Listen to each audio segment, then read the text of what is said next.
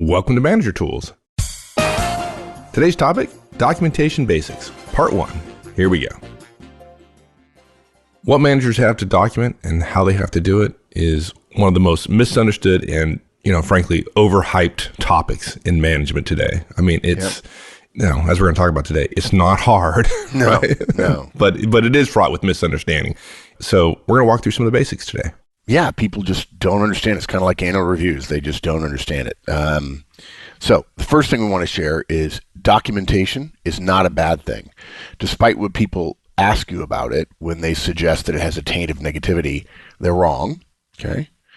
The second thing that people don't get is almost any form of note that you take is, in fact, documentation.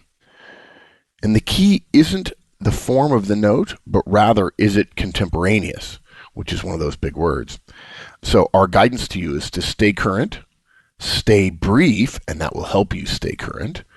What we document is behavior, not impressions. We also recommend you use the capture technique that works for you to support contemporaneity. You don't have to handwrite stuff if you don't want to, folks. You digital folks, you can totally go all digital on this. And ultimately, though, we do want to say your company has policies and you do need to satisfy those. But those policies are built on the kind of recommendations we're going to make. Right. Now, probably ought to be clear before we go on that this isn't a show about all forms of documentation, right? This is about managerial documentation. Yeah, it's managerial documentation. It's about personnel. There are plenty of other types of documentation. There's process maps, there's budget reporting, which are documentation, and they could be referred to that way. But in general usage, documentation has come to mean keeping records about one's directs, and usually in an uncomplimentary way. I'm documenting in order to give myself a legal case to fire you. Yeah, we're going to talk about it later about the question about, are you documenting this? Yeah. Now, this casts address that common usage, but only in the sense that we're going to teach you the basics of documentation, and you can document both good and bad for your directs. Let's talk about that a bit in terms of this idea that documentation is bad, because that comes up when you start writing something down in front of your directs, say during a one-on-one, for example. The response is often like, what are you doing? Why are you documenting this? So let's talk about that, about documentation being bad. Yeah, I get the question all the time. What do I tell my directs when they ask me if I'm documenting? And I remember looking at the person going, I can't believe this. I mean, the number of times, think about it, dude, the number of times that we've been asked, what do I do if my directs do this? And then you prove to them it's really hypothetical because you ask them, would you ever do that to your boss? And they would say, well, no, of course not. I'm like, really? You think you're that much different than your directs? That said, the question most likely comes from frontline supervisors because managers wouldn't think to ask this of other managers. But look, we're going to give you the rationale for our thinking. It's going to take a couple of minutes here, guys, but we want you to understand when it comes to documenting things, when you're writing notes down, we should exchange the word documentation for writing notes down. When you're writing notes on your direct's performance, good or bad, you ought to know the why of documentation so you can sort out those questions that come up or that your directs are going to ask you that are 20% off of the beaten path or make you wonder, well, gee, why am I doing it this way? But let's start with the bottom line first. You are obligated to document your work as a professional, period. Full stop, okay? And we're not talking about just personnel. We're talking about everything.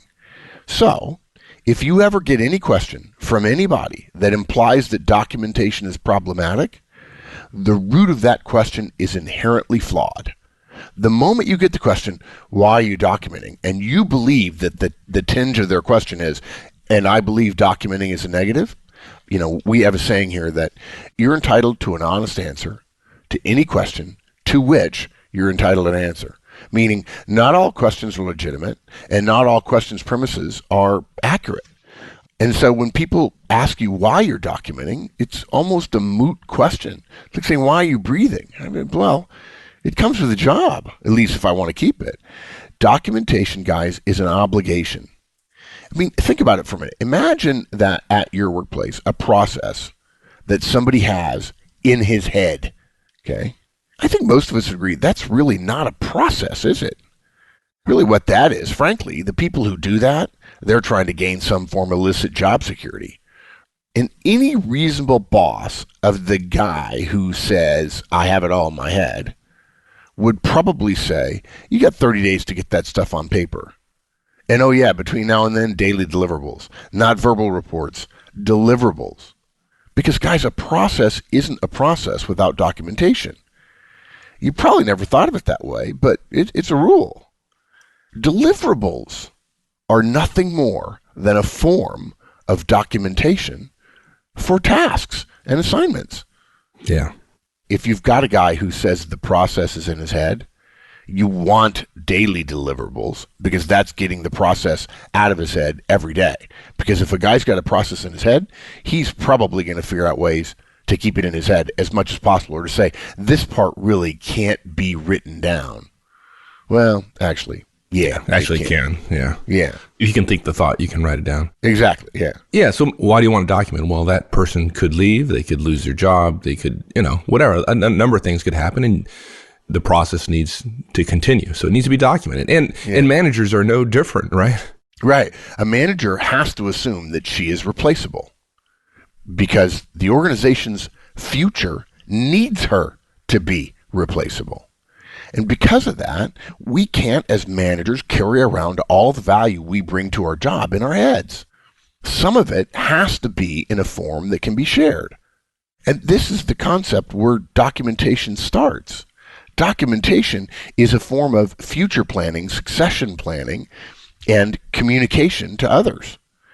Think about a world where nobody captures any information, and you can quickly see why the professionals, the competitors, the great organizations, all immediately start from the opposite point. Everything must be captured or documented. And then they work backwards from there because we can't capture everything that people think because there are too many thoughts. But when you think it through, documentation is one of the necessary building blocks of large organizations. And part of the problem is documentation has gotten this real bad name, like annual reviews, for example. Yeah, for stupid reasons, though, right? Yeah, I mean, look, annual reviews, performance reviews, guys, are a good example of how managers have lost the argument about what even management is or what managers do. And I've had this conversation so many times, and I've seen the light go on in people's heads. And guys, by the way, I'm not trying to lord this over you at all. When I learned this, I was like, oh, God, that makes so much sense. And I didn't see it that way at all. Annual reviews, performance reviews, exist to allow our organizations to do succession planning. They're intended to be forward-looking exercises and documents. HR is going to collect them all up, and the way it should work is they look at people's performance, compare them historically, compare them to one another, and ask themselves, who's going to be ready now, who's going to be ready next, what are they going to be ready for, and so on. But because managers historically haven't done well giving feedback, organizations, and then the managers in that organizations, have allowed other managers to be co-opted into an annual feedback exercise. And that's ludicrous because annual and feedback, as two modifiers, can't modify one another in any reasonable way. Yeah, right? Oh yeah, you get feedback here. You get it once a year. Yeah. So annual reviews exist for a reason that most people don't understand because of the way it's used day to day or how it's thought of day to day versus the way it's intended. And that's just a case of poor organizational communication and so on, but it's sort of the way things are done today. Yeah, that's my review. No, it's really a succession planning document. But the idea that documentation is inherently negative is similarly ludicrous for all the reasons we've already mentioned. Look, it's a necessary part of being a professionally managed organization. And it's a necessary part, documentation is, of being a professional manager. Any assertion to the contrary is counter to all these reasonable principles we've been talking about. And look, we would bet that the person who disagrees with it would be basing their disagreement on some fear and some self-protection. And unfortunately for us, that self-protection makes sense. And that fear, right? How good is the average boss? Not very, if in the land of the blind, the one-eyed person is king or queen. Yeah. If you only give feedback annually, and it's usually negative, Why wouldn't somebody have a bit of fear of the annual review? And why wouldn't somebody have a fear of documentation? It's easy for people to blame the organization. And that's one of the reasons why we so focus on relationships, so that people can have an individual relationship with the manager.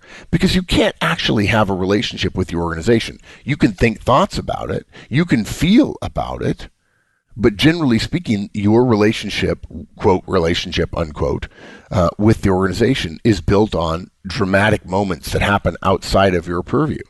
And usually, drama means negative. If there's 5 good stories today and 5 bad stories, the 5 bad stories are the ones that are going to circulate. It's unfortunate, but it's true. It's part of human nature. The whole point of having a relationship, not the whole point, but a huge point of having a relationship with each one of our directs is to counteract the inevitable negativity of people's relationship with a large organization by giving them an individual relationship with someone close to them who knows them, whom they can begin to trust. That's right. Yeah, every time a manager comes to me and says there's an issue in terms of documentation, it's not the documentation that suggests lack of trust. The documentation is only an indication of a lack of trust. So spend time one-on-ones, develop a relationship, then all of a sudden documentation is no longer an issue. Yeah, speaking of it no longer being an issue, people have this idea that documentation is hard. And it's not, because almost any form of note is documentation. Not any form, not like sticky notes or, Yeah, dude, I've testified with sticky notes. Look, once we've made a case that documentation doesn't deserve the taint it gets, the question obviously becomes, okay, what is documentation? And guys, listen, the answer is everything that is in any way captured outside of your mind. Like it or not, anything you write down related to your work obligations is documentation. And anything anyone writes down relative to their work obligations at your work is likely documentation. Now, look, for a long time, when I tried to get this point across, I used the example of a shopping list that a manager wrote down at, say, his desk as a form of documentation. And it surprises people. But a shopping list was in a pile of documents I reviewed for a court case on a personnel matter. The point of that is that that document, the shopping list, was part of what was provided in response to discovery in a wrongful termination suit. Meaning, the court thought it was documentation. And the standard was it was written down. Now, obviously, it didn't have any bearing. But managers thinking, I have to write something up. No, you don't. Everything's going to be documentation. Even your Twitter post, your Facebook. Oh, gosh, exactly. Yeah, and then people go, oh, well, you can't fire people for what they say on Facebook. You can. So look, we want to give you some simple guidelines for the concept of documentation, okay? And it's going to be very expansive, and we're trying to eliminate the 2 ideas. One is that everything that is documentation is bad, and 2, documentation is some formal thing that HR only knows the format of. Both those things are false. Here's what we know about documentation. Everything you write down about your work is documentation. If you're a manager, your responsibilities related to your role aren't limited to time and place. Okay? It doesn't matter where it's written down. Whether it's written on a piece of paper or captured in an electronic format, it counts. It doesn't matter when you write it down. 2 o'clock in the morning at your house, on a subway train, doesn't matter. It's documentation. Anything you capture about work electronically is documentation. Your calendar, a spreadsheet, any text document, any document of any kind is documentation. Any voice recording is documentation. Any video recording is documentation. And guys, look, it almost doesn't matter if you're writing it down. It almost doesn't matter whether or not it's legible. If you can explain your scribbles, you're probably fine. If you explain what the scribble was, the question is, would a reasonable person agree with your assertion that that scribble means this thing you said it does? If you can show that, you're fine. Now, look, obviously it helps to be neat, right? Less worry. But, something like a task that one of your direct has on one-on-one notes with a smiley face. I mean, certainly that can't be documentation. Oh, yeah, it can. No? Okay. Oh, yeah. A Okay. smiley face? So even a smiley face. Okay. Yeah, that's documentation. They're going to copy it, and they're going to ask you what it means. And if a memorandum for record, which describes the process you went through, is documentation because you had to create it, and that's a part of a case. And guys, we don't want to suggest here that our thinking is completely controlled by the legal standards here. It's not. We're just trying to explain to you what documentation started as before it got perverted into what it's not. We want you to understand the entire equation. Now, the one thing that does matter about documentation as it relates to personnel issues is time. When things were captured. And we're going to talk more about that in just a minute. Okay, now I want to make a couple of points that a lot of people don't get. We're making 2 points here. First, you no longer have to worry about what is or what is not documentation in terms of how to do it. Okay? So folks know how to document, right? Yeah. Okay. Yeah, it's not like HR knows and they're keeping the secret, right? It's not like a recipe for the most awesome pecan pie in the world, right? You don't have to worry about what is the right way to document something. You don't have to worry about what is or is not documentation. Everything is documentation. You don't have to worry that you're not doing documentation right because virtually everything qualifies. Stop worrying and just take notes on stuff. In fact, Mike, we should call this cast, quote, just take notes on stuff, unquote, so that we get out of the, 5 syllables? Documentation. The 5 syllables of documentation. There you go. And that'll make it easy for people to search and find it on the site. Yeah, thanks. Yeah, exactly. Yeah. So take notes in whatever way seems reasonable and practicable. That's all. The second thing that happens because of that is if everything you write down is documentation, there can't be any negativity applied to your writings such that they're inherently negative. Are you documenting? Now, because the back and forth about documentation has some subtleties, we're going to make that conversation its own cast. That's why this is just the basics. But I do want to say this. If one of your directs says to you, are you documenting? And you're taking notes on a conversation, you just look at them briefly and say, yes.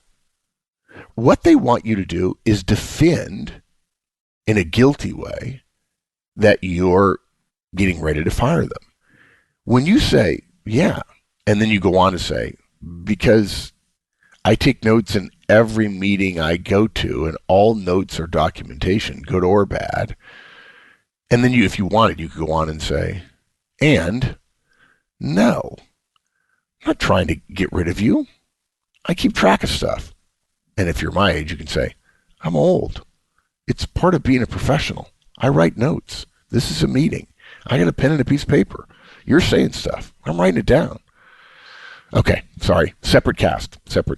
You just did something well. When I write your review, I want to remember to give you credit for it. Because I won't a year from now. That's right. I, in fact, personally, in the last 5 years, I've spent my life saying, that's a great cast. And, I'll remember that tomorrow. Oh, yeah. Oh, my gosh. Hundreds of casts gone. Poof. Out of my head. Fortunately, there are thousands more. We're not running out. In fact, the problem is it's getting longer. It's bad. Okay, third point we said we're going to make. So the key in this situation is not the form you take your notes in, but rather that the notes are made contemporaneously. So your point is that it matters how quickly you write the notes after the event, right? Totally, exactly. The primary determinant for whether something is legitimate documentation.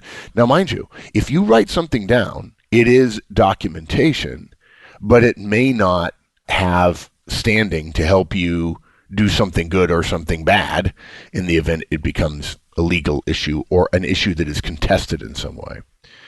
Question is how quickly. And we're going to give you 4 simple considerations to use that are so easy, dudes, you'll never forget it. It'll be fine. Okay. But we want to give you a caveat before we get started. If you write something down in common usage, you have documented it, period. We're not saying that not everything you write down is documentation. In other words, we're going to give you these 4 keys, and you're going to say, oh, well, maybe this doesn't, maybe I didn't meet that standard. Okay? We're not saying that. We're not saying that not everything you write down is documentation. We've already said that everything you write down is documentation. Okay? But for the vast majority of your work, if you write something down on Thursday about a thought you had or a thing you did or a conversation that you wanted to return to, and maybe the conversation had happened on Tuesday, you have documented it. That's totally fine documentation, okay? But technically, if you write something down about an employee's performance on Thursday based on something that happened Monday, while you have documented it, it may not, depending upon the amount and quality of other documentation you have, meet the standard of legal documentation. And we're jumping back and forth between those two ideas, but if you believe that everything you write down is documentation and you follow our guidance of that we're going to talk about later to keep it super simple so that anybody could do it, which is to say stay current and stay brief, then you're going to be fine. Our point with this guidance is we're not trying to make a big distinction between legal and non-legal documentation because there isn't one. There isn't a big distinction. There is some distinction, but it's not big. The problem, in our experience, is that most managers think there is a big difference and assume, therefore, that what they do day to day is not documentation, when in fact it usually is, provided it's, in this case, as we said, contemporaneous. The difference is actually so small between what you document and what's legal that any manager, once understanding the distinction that we're making here, can have his notes meet the standard and never worry about it again. But you can't do that if you don't know the difference. And most managers don't know what documentation is, what the subtle distinctions are, and they think that they believe that documentation is writing a long memorandum or being interviewed by HR after 6 months of working with somebody to take them through what we might call late-stage coaching. That's not documentation. That's lawyers getting involved. And this is why so many managers come back and say they won't let anybody fire anybody around here. No, that's not it at all. They're applying the standard that you haven't learned that you could have easily met simply because, unfortunately for the world, nobody's telling anybody this. Well, not us. Yeah. At least not until today. Yeah, exactly. All right. And guys, I feel strongly about this because there are 2 sides to this coin. One, if you do your level best to help somebody improve, you do what we would suggest you do with coaching, with relationships and feedback and coaching and delegation, and you work hard at it and you do your best, and somebody says, your boss says, hey, I want to get rid of this guy, you need to have a case to keep the guy. And that's what people miss about documentation. You need to have a case to keep the guy. Okay? Yeah. And the second thing is, if you do your level best, and it takes 6-9 months, and the person doesn't step up, doesn't improve, doesn't meet the standards, you need to let that guy go. And you need to be a part of the organization enough that you can support the organization's need to protect itself from liability. And so that means taking some notes, even on yellow sticky notes. Okay, so 4 considerations. Okay, if you want your notes to be contemporaneous, I can't even say the other words. The show notes say, here are the 4 considerations for contemporaneity. I can't even say it. It's too early in the morning. Is that a word? Yes, it's a word. I just can't say it. Okay. Although I can say supercalifragilistic, but It's a useful word. Contemporaneity. Okay, you can't say it. Yeah, it's just one of those words that EI at the end there makes it hard. You got to have a little bit of a pause. Contemporaneity, whatever. Yeah, Okay. whatever. Okay, so look, 4 things. First one, the simplest definition of contemporaneity, of contemporaneousness, that's just the worst word ever. The simplest definition of contemporaneousness is at the time of the event or as soon as practicable afterwards. Okay? If you're in a meeting and you write down that a direct lied about something, that's good. I don't mean that lying is good, but if you write down Joe lied about X, that's good. And by the way, when you write it down, and obviously this cast is going to be long, I'm pretty sure we're going to be a 2-parter here, Mike, but we're not going to go in today the distinction between what you have to write down at the moment and what you write down later. If you have to write down anything at all later, it doesn't have to be all the factors that caused you to come to the conclusion at that moment. You just know he's lying, and that's punishable by termination, let's say, in your firm. And you write down, Joe lied about X. Okay. If in that meeting you're presenting when Joe lies, it's obviously not practicable for you to make a note at that moment. After that meeting, in the next couple of hours, is fine to make a note. How long before it becomes problematic, though? I mean, a couple hours, I understand it. Yeah, if it was a couple hours, we'd all be doomed. 24 hours is a good general rule, okay? If you capture something within 24 hours of the event, that's considered contemporaneous, okay? Now, look, there are rare exceptions, but they're not worth worrying about unless you worry about things like chains of custody for evidence in murder trials. Yeah, no, I don't. Some of our listeners do, but yeah, call us if you're. Yeah, in fact, didn't a listener recently write us a note about shared with us that they had killed their boss? They were, no, that they were a crime scene investigator, yes. Gotten promoted, and they had written us up and said, "What I know about management, I learned from Manager Tools." So, if you're that guy, thank you for doing that. Okay, that's the first two. Third, there are exceptions for memorable events. Okay. Now, our guidance here is don't worry about something being a memorable event. If you just keep track of things, if you take a little bit of notes here and there, then you don't have to worry about this exception. But there actually is a different standard than within 24 hours, which says, it's a legal standard, at least in the U.S., which says that time isn't so much the issue here as the memorability of the event. If something is uniquely memorable, something that you capture more than 24 hours afterwards can be considered contemporaneous. Now, if you're thinking about driving a truck that loophole and saying, well, once a week, I'll write a long MFR about everything that happened in the previous week without any previous notes and without any conversation with the direct, you're going to start getting in trouble pretty quickly. You can't remember 16 things that happened during the week all on Saturday evening or Saturday morning when your family's still not awake. That doesn't work that way. Right.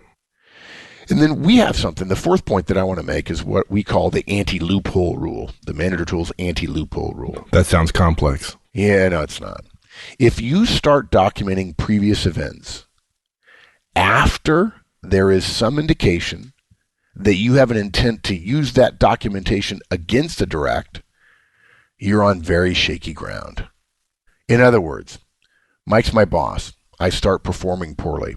He doesn't really keep any documentation. He doesn't know what it is. He doesn't really like writing memorandums for record to HR, so he doesn't do anything. After 3 months, he suddenly realizes, Horstman's got a pretty significant problem, and if I don't do something, I'm going to have to get rid of him. And so he writes a note to HR in which he says, I've got a problem here. I need to capture all the stuff that happens the last 3 months, and then we're going to go forward from there. You can't do that, guys. Okay. If you say to HR, or if you start thinking about getting rid of somebody because of a pattern of behavior over time, and then you start documenting and include that previous pattern, then that's not contemporaneous. You can fudge the rules we just mentioned about, within a reasonable period of time or within 24 hours. You can fudge those rules a little bit, but not if you start retroactively documenting. You can't do that. If you meet with HR about a poorly performing employee on Tuesday and that night write a long MFR about recent events without previously captured notes, a lot of what you put in that MFR is going to be shaky or inadmissible. Okay. And by the way, for the record, we don't mean shaky by your employee's lawyer when they sue you. This is a mistake that I think a lot of you are making. I should have said something earlier. We mean by your own corporate HR or employment lawyer or law firm, because they know opposing counsel would cast aspersions on it, and so they say, we can't use that. We're not worried about going to court here. Let the lawyers worry about going to court. We're worried about satisfying the standard that lawyers are responsible for keeping regarding legal liability in the organization. So the key is, you might say, well, gosh, the lawyers, yeah, no, really, they have a legitimate interest here in protecting the firm from managers who do dumb stuff. And lots of managers do dumb stuff. And because you speak for the organization, if you do dumb stuff, it's as if the organization has done something dumb. And Right. if it creates liability, the organization has much deeper pockets than you. And one of the ways they'll pay that fine or pay that fee or reimburse somebody for a judgment against the firm is to get rid of you and save your salary. Put that toward the $1 million judgment because you didn't do your job. And it's not unreasonable for organizations to behave that way. Sorry. Yeah. This isn't organizational tools, it's manager tools. But gosh, all we're suggesting is you can do this easily if you take your time and do it right. Thanks, everyone. That's it. We'll see you next week. Meantime, have a great one. So long, folks.